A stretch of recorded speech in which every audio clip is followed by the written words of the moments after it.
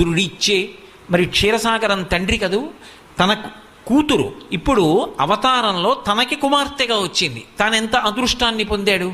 క్షీరాబ్ధితనయ అని పిలుస్తున్నారు. ఇప్పుడు తనకు ఒక యశస్సు, ఒక కీర్తి లభించింది.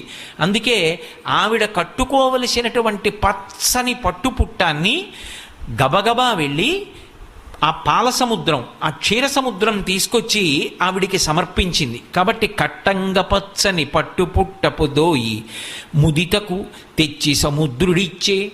అలాగే ముత్తాళినికరంబు మధువాన మూగెడు వైజయంతి మాల వరుణుడిచ్చే.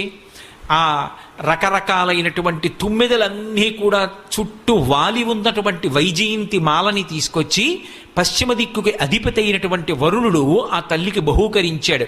ఆమె మెడలో వైజయంతి మాల వేసుకుంది. ఆ తరువాత కాంచ